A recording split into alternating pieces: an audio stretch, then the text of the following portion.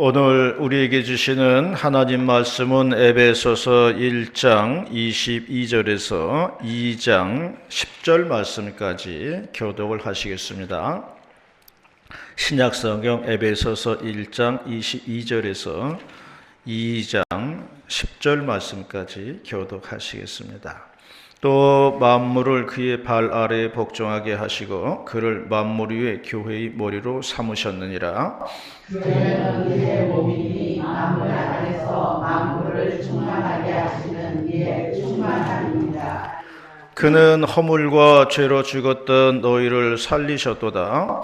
그때 너희는 그 가운데서 행하여 이 세상 풍조를 따르고 공중의 권세자들 자들을 따랐으니 곧 지금 불순종의 아들들 가운데서 역사하는 영이라. 전에는 우리도 다 그 가운데서 우리 육체의 욕심을 따라 지내며 육체와 마음에 원하는 것을 하여 다른 이들과 같이 본질상 진노의 자녀이었더니 긍휼히 풍성하신 하나님이 우리를 사랑하신 그 큰 사랑을 인하여 허물로 죽은 우리를 그리스도와 함께 살리셨고 너희는 은혜로 구원을 받은 것이라. 또 함께 일으키사 그리스도 안에서 함께 하늘에 앉히시니 이는 그리스도 예수 안에서 우리에게 자비하심으로써 그 은혜의 지극히 풍성함을 오는 여러 세대에 나타내려 하심이라. 너희는 그 은혜에 의하여 믿음으로 말미암아 구원을 받았으니 이것은 너희에게서 난 것이 아니요 하나님의 선물이라. 행위에서 난 것이 아니니 이는 누구든지 자랑하지 못하게 함이라. 우리는 그가 만드신 바라 그리스도 예수 안에서 선한 일을 위하여 지으심을 받은 자니 이 일은 하나님이 전에 예언하사 우리로 그 가운데서 행하게 하려 하심이니라. 아멘. 어제는 서울 광화문에서 BTS 공연이 있었습니다. 저는 얼마 전까지만 해도 그 BTS 아이돌 그룹이 있는지도 몰랐어요. 그런데 그 그룹이 전 세계적으로 유명하다는 겁니다. 옛날 영국의 팝 그룹인 비틀스에 버금가는 그런 인기를 얻고 있다고 그래요. 그래서 전 세계적으로 유명한 그런 그룹이라고 해서 저도 BTS 그룹의 노래를 한번 들어보았습니다. 도대체 어떻게 부르길래 전 세계 젊은이들이 저렇게 열광을 하는가 들어봤는데 역시나 가사 내용도 모르겠고요. 빠른 리듬이 적응이 안 되더라고요. 나는 그 노래를 들으면서 왜 전 세계의 젊은이들이 이 BTS의 노래에 열광을 하는지 나는 이유를 모르겠더라고요. 이것은요, 제가 이미 9세대가 되었다는 증거예요. BTS 노래는 죄가 없습니다. 단지 제가 이해를 못하는 것 뿐이에요. 내 나이를 탓해야지 젊은이를 탓할 수는 없는 거예요. 예전에 중고등부 학생들하고 태안에 있는 꽃지 해수욕장에 이제 수련회를 간 적이 있는데요. 그날따라 꽃지 해수욕장 백사장에서 이제 방송국에서 나와가지고 그 야외 공연이 이제 열렸어요. 백사장에 무대가 설치되고 이름 있는 가수들이 전부 나왔습니다. 잘 됐다 싶어가지고 함께 참석을 했습니다. 먼저 아이돌 그룹이 몇 팀 나와가지고 노래를 부르고 춤을 추고 그랬어요. 그랬더니 해수욕장에 온 젊은 아이들이 같이 흥해겨가지고 노래를 따라 부르고 장단을 마치고 막 그랬습니다. 이제 사회자가 이제 말하기를 이제는 아이돌 그룹에 이어서 트로트 가수 몇 분 모시겠습니다. 현철과 서른도와 태진아 모시겠습니다. 그렇게 얘기했어요. 그랬더니 관객석에 있던 젊은 아이들이 모두 자리에서 일어나 나가는 거였어요. 나가고 어디에 있었는지 저 뒤에는 아줌마들이 다 또 앞으로 몰려 들어오더라고요. 그 자리에 다 앉는 거예요. 나는 바다에만 밀물과 썰물이 있는 줄 알았어요. 백사장에도 있더라고요. 트로트 원로 가수들이 나오면 아줌마들이 밀물이 돼서 들어오고 젊은 아이들은 썰물이 돼서 빠져나갑니다. 아이돌 그룹이 나온다 그러면 아줌마들은 썰물처럼 나가고 다시 젊은 애들이 밀물처럼 들어오더라고요. 몇 번 왔다 갔다 하다 보니까 공연 다 끝나더라고요. 저는 그걸 보고 깨달았습니다. 이것이 바로 세대 차이로구나. 그렇게 생각했어요. 이게 세대 차이예요. 노인들은 젊은이를 이해하지 못하고요. 젊은이는 노인을 이해하지 못하는 겁니다. 세대 차이가 존재한다는 거예요. 그러므로 우리는 서로를 이해하려고 노력을 해야 하는 것이지 나랑 다르다고 해가지고 배척해서는 안 된다고 하는 것을 말씀해 주고 있습니다. 오늘 말씀은요, 예수님과 교회에 대해서 말씀하고 있습니다. 오늘 봉독한 본문을 통해서 3월달 넷째 주일에 주시는 하나님 말씀을 듣도록 하겠습니다. 첫 번째로 말씀하는 것은 그리스도는 교회의 머리다라고 말씀하고 있습니다. 22절 말씀입니다. 22절 말씀 시작. 만물을 그의 발 아래에 묵종하게 하시고 그를 만물 위에 교회의 머리로 삼으셨느니라. 예전에 여름철 무더운 여름 날씨였는데 제가 교회 뒤편에 앉아가지고 기도를 하고 있었습니다. 기도하는 중에 성령님께서 제 마음에 깨달음을 주시는데 이 교회에 담임 목사님이 계시다는 거였어요. 그래서 이 교회 담임 목사님이 누군가 했더니 그분이 바로 예수님이었어요. 그러고 보니까 나는 부목사더라고요. 그때부터 저는 그런 생각을 했습니다. 이 교회 담임 목사님은 예수님이시다. 나는 부목사다. 그렇게 생각을 하기 시작했습니다. 부목사의 특징은 담임 목사님이 시키는 대로 하면 되는 거예요. 그러니까 고민할 필요가 없어요. 담임 목사님이 시키는 대로 충성하면 그게 잘하는 거예요.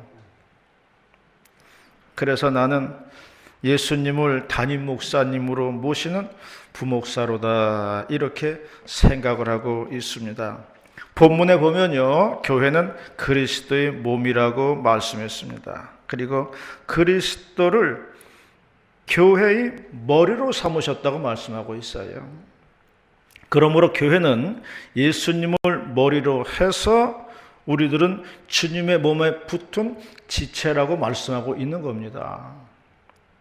예전에 걸어다니는 사람을 가리켜서 뚜벅이라고 이야기했어요. 뚜벅뚜벅 걷는다고 해서 뚜벅인데요. 차를 타고 다녀요. 좀 폼이 났었죠.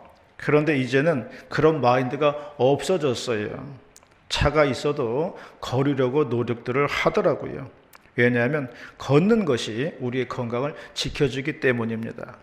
걷는 게 최고라고 의사들도 이야기를 하고 있습니다. 예전에 어느 은퇴 목사님 말씀하기를 자신이 현역이었을 때 선배 목사님들이 그렇게 얘기를 해주더라는 겁니다. 65세 되니까 다리가 후들거리고 70이 되니까 정신이 오락가락하더라. 그렇게 얘기하더라는 거예요. 그런데 자신이 그 나이가 돼 보니까 똑같이 되더라는 거예요. 똑같이 따라가더라는 거예요. 자신은 다른 길을 걸을 줄 알았다는 거예요. 그런데 선배들이 가는 길을 그대로 따라가더라 하는 것을 이야기하였습니다. 우리가 스포츠를 보면요, 손으로 하는 운동이 있고 다리로 하는 운동이 있어요. 손으로 하는 운동은 농구가 있습니다. 이 선수들은 아주 손기술이 뛰어나지요. 다리로 하는 운동은 축구가 있습니다. 이 선수들은 발기술이 뛰어납니다. 그래서 김남일 선수가 방송에 나와서 하는 말이 자기는 집에서 모든 것을 다 발로 한다고 그러더라고요. 그래서 부인이 말하기를 여보 옷 좀 갖다 줘. 그러면은 김남일은 발가락으로 옷을 찝어가지고 휙 던진다고 그래요. 자 패스. 발로 한다고 그러더라고요. 웬만한 거 다 발로 한다고 그렇게 이야기를 했습니다. 교회는 그리스도의 몸이라고 했습니다.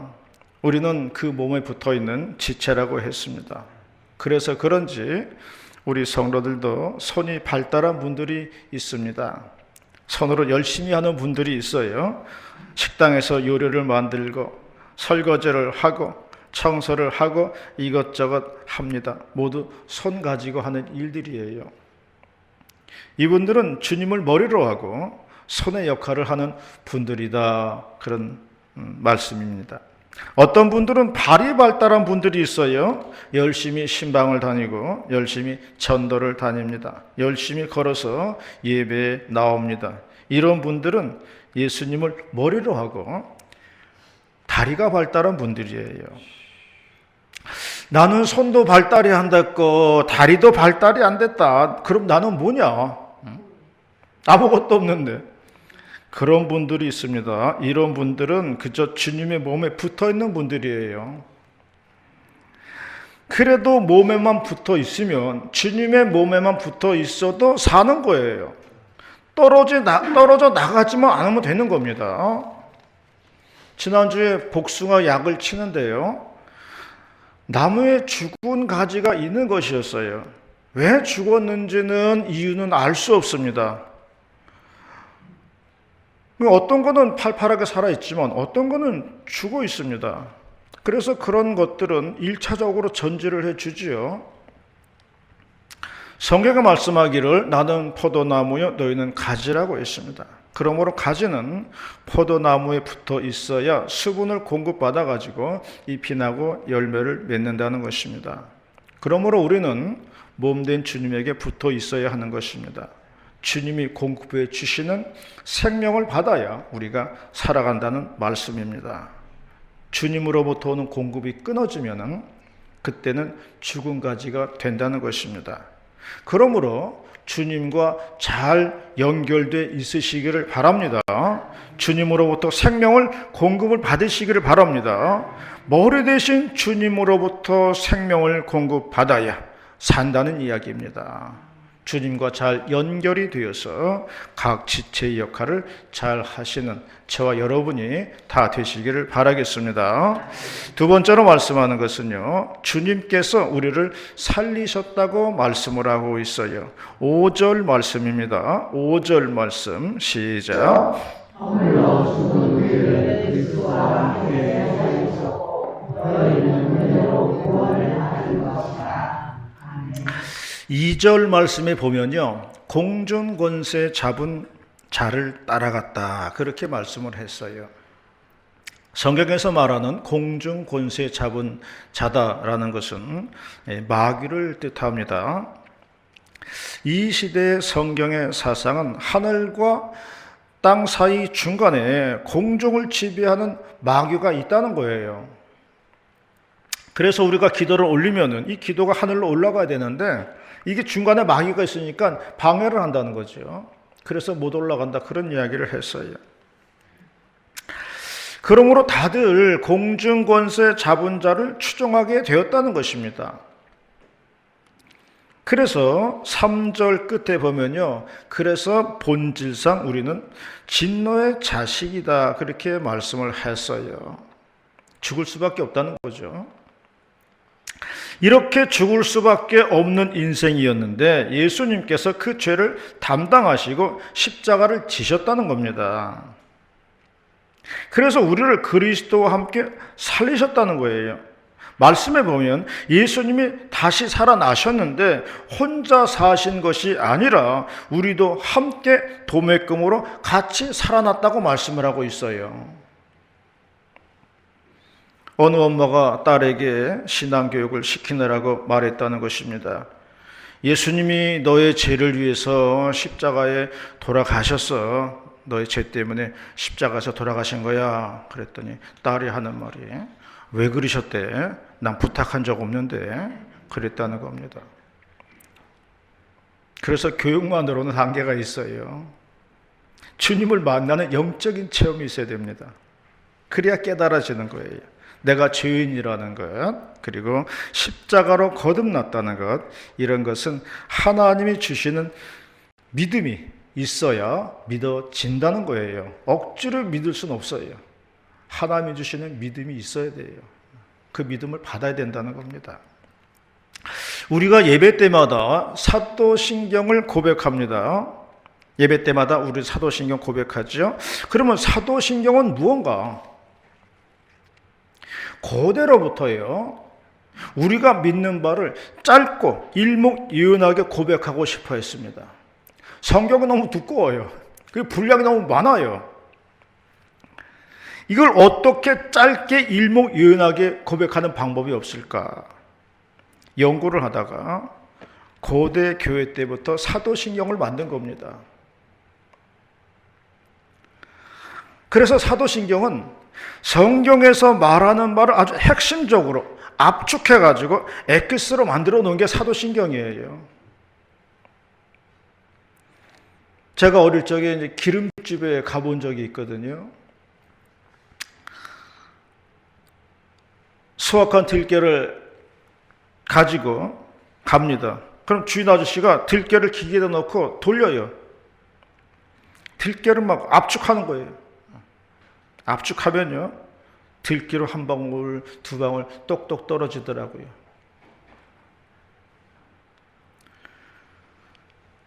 그러면 들기름 한 병 나오고 깻묵이 이제 압축된 거 둥그렇더라고요. 깻묵이 나오더라고요. 성경책을 기름집에 가서 압축기계에다 넣고 돌리면 뭐가 나오냐? 사도신경이 나온다는 거예요.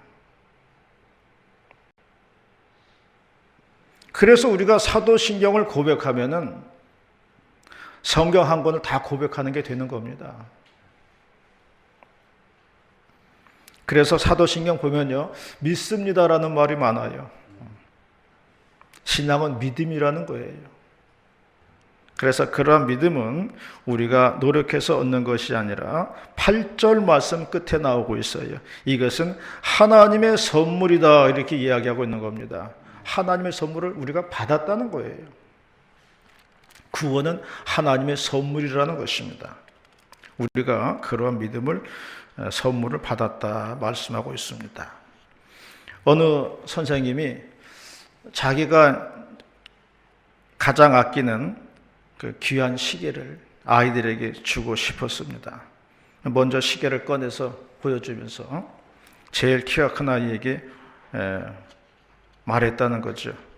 네가 이것을 가지고 싶으면 내가 줄게, 이렇게 이야기를 했습니다. 그러자 그 아이는 선생님이 농담을 한다고 생각을 했는지 생글생글 웃기만 했다는 거죠. 선생님은 다른 어린이에게도 똑같이 말을 했습니다. 그러자 그 아이는 에휴, 선생님 거짓말이지요? 나는 안 믿어요. 그러면서 안 받았다는 거예요. 그래서 선생님은 키가 제일 작은 어린이에게 말했다는 거죠. 그러자 그 아이는 얼른 시계를 받아서 제 주머니에 넣으면서 말했다는 거죠. 선생님 감사합니다, 그랬다는 거죠. 선생님 말했습니다. 고맙다. 네가 내 말을 믿어 주었구나. 이제 그 시계는 네 거니까 잘 보관해라, 그렇게 이야기를 하셨다는 겁니다. 그제서야 두 아이는 후회를 했다는 거죠. 아유, 정말 주시는 거였어요? 아유, 그럴 줄 알았으면 내가 진작 받는다고 그럴 걸. 그렇게 후회를 했다는 거죠. 하나님이 주시는 선물은 믿음으로 받는 겁니다. 우리의 행위 때문에 주시는 것이 아니라고 했습니다. 오직 하나님의 은혜요, 오직 하나님의 선물이라고 말씀을 했습니다. 하나님이 내게 주신 구원의 선물, 그 은혜를 깊이 간직하는 저와 여러분이 다 되시기를 바라겠습니다. 마지막 세 번째로는 하나님의 계획이 있었다는 것입니다.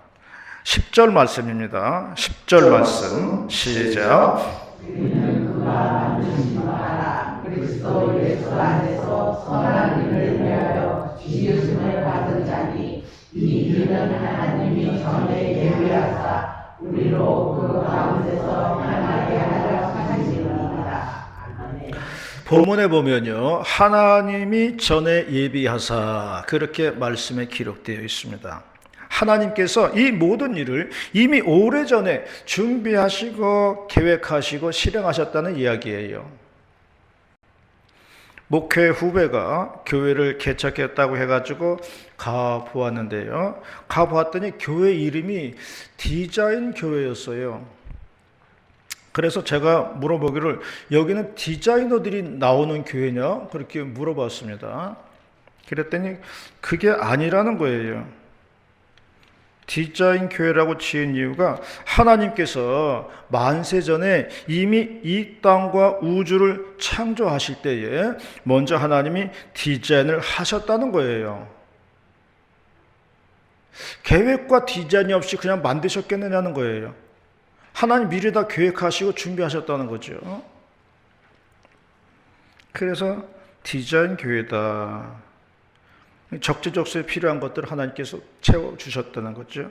그래서 참 아름다워라 주님의 세계는 이렇게 됐다는 것입니다. 그래서 디자인 교회다 그렇게 이름을 지었다는 것입니다. 본문에서 말하는 게 이거예요. 우리를 죄악 가운데서 부르시고 구원을 주신 이 모든 것은 이미 하나님께서 오래전에 예비하신 것이라고 말씀을 하고 있는 겁니다. 이 모든 것이 다 하나님의 계획 속에서 디자인되어 있는 것이었다라고 이야기하고 있는 거예요. 하나님께서 이 교회를 계획하신 것도 만세전에 다 디자인된 거예요.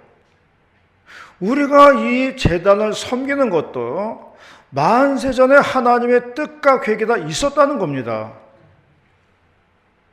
그게 바로 이미 예비하셨다는 말씀이에요.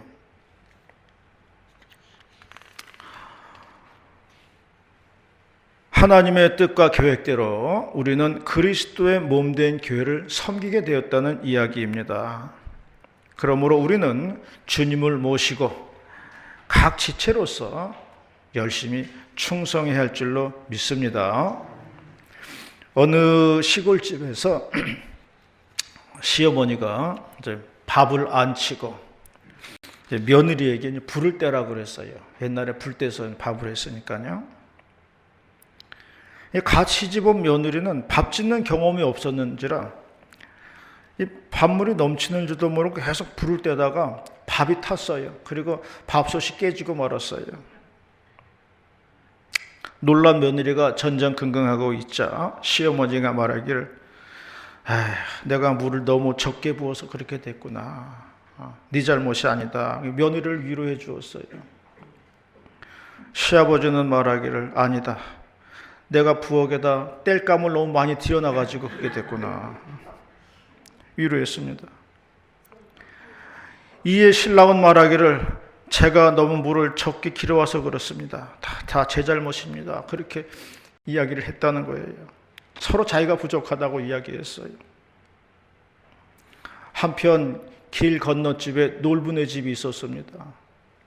그 집에도 똑같이 새 며느리가 들어와가지고 시어머니가 밥을 안 쳤어요. 새 며느리에게 불을 떼라고 했습니다. 역시 경험이 없었는지라 밥은 타고 솥은 깨져버렸습니다. 화가 난 시어머니가 욕설을 퍼붓고 구박을 했습니다. 그러자 며느리가 내가 일부러 그랬다 그러면서 대들었습니다. 시아버지는 어디서 말대꾸냐면서 호통을 쳤습니다. 이에 지켜보던 신랑이 손찌검을 하니까 새댁은 그래 죽이라면서 대들었습니다. 대판 싸움이 벌어진 것입니다. 밥 태워 먹은 거는 이 집이나 저 집이나 똑같아요. 밥 태워 먹고 솥단지 깨진 거는 이 집이나 저 집이나 똑같은 겁니다. 그런데 어느 집은 오히려 화기애애하게 다 잘 되고 어느 집은 대판 싸움으로 끝나더라는 거죠. 이게 차이예요.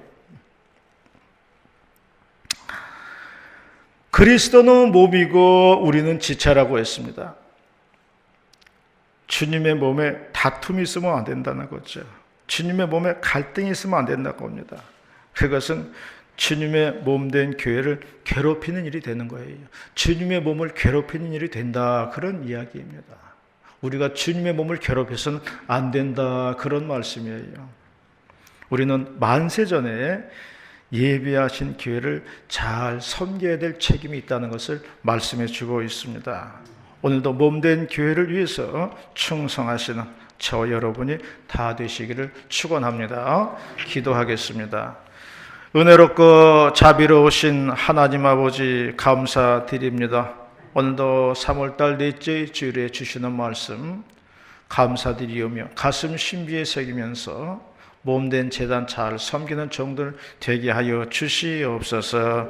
감사드리올 때에 예수님의 이름으로 기도드리옵나이다. 아멘.